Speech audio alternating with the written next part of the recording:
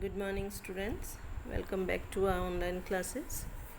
Last time we had started a new chapter, Lifelines of National Economy, in which we had discussed how means of transportation and communication act like a lifeline for any country's national economy, how they connect the producers as well as consumers with each other and help in the economic development of that area. In that, we had also discussed about roadways, their types, and some of their problems. In continuation of that, in today's class, we will be discussing about the railways.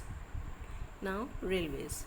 India has the second largest railway network in the whole world, and the first railway tracks was set up between Mumbai to Thane for around 34 kilometers in 1853, and today we are having a large number of railway tracks, lots of freight cars, locomotives, passenger vehicles, etc., and this number is growing day by day.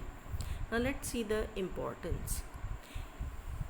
It is the fast mode of transportation for carrying people as well as bulky items to longer distances. It is the largest public sector providing job to more than 3-4 million people.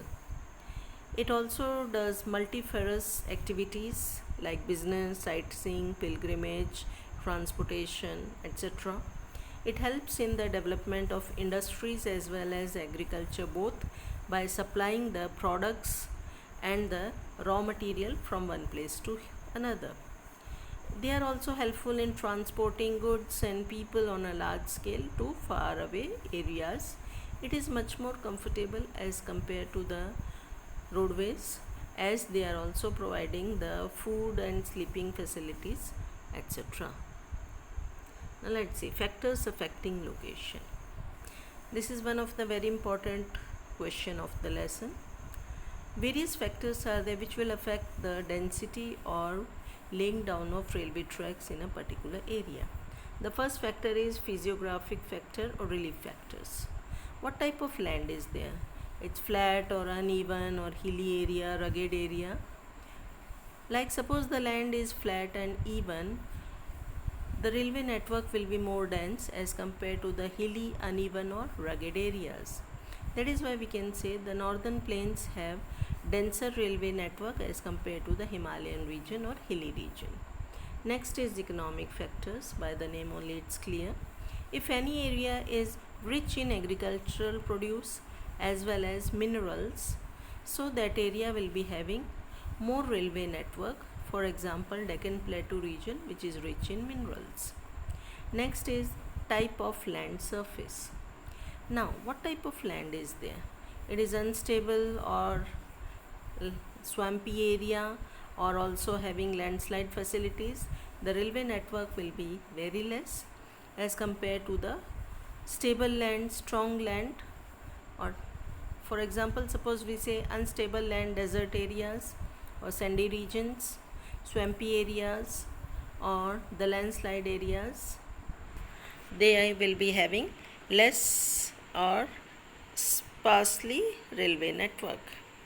Now, the last factor is political and administrative factors.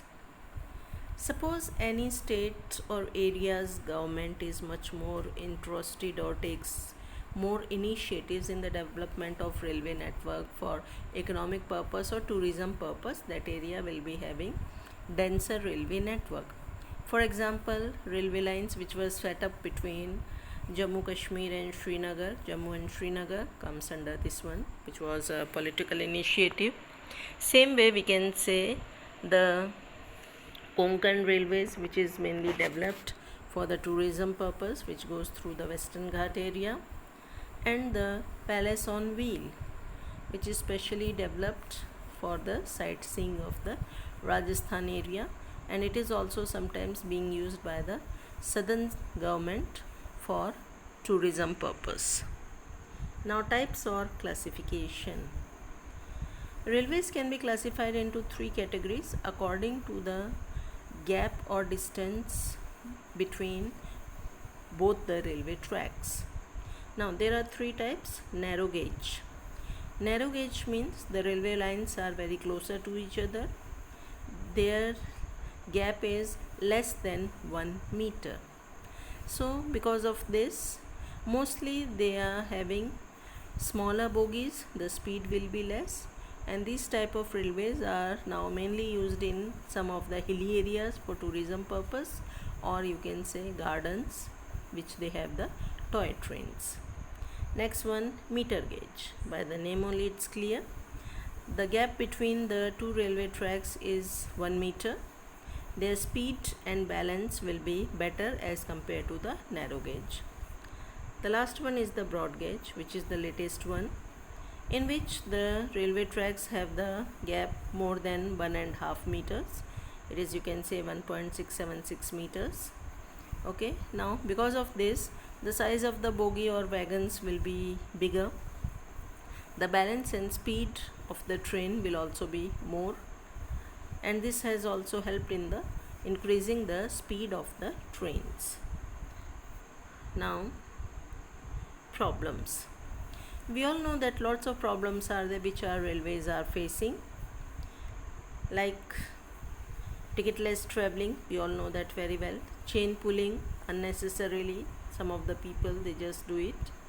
Overcrowding, theft and damaging the railway property.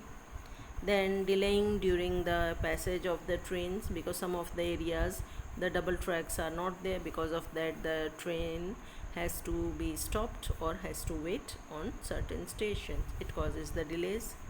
Then visibility problem, especially during the foggy season or winter areas. Cleanliness and hygiene of the coaches, sometimes we face it very much. Lack of regular trains on certain areas or certain routes. Then poor quality but high rate of the food which is provided in some of the railways. And even you can say the sinking of railway tracks during the flood time or landslides or natural disaster prone areas. So this way you can say our railways are facing lots of problems. So this is all in today's lesson. In next class we will be continuing the next land transport, which is called as pipelines. Okay, so till then, see you.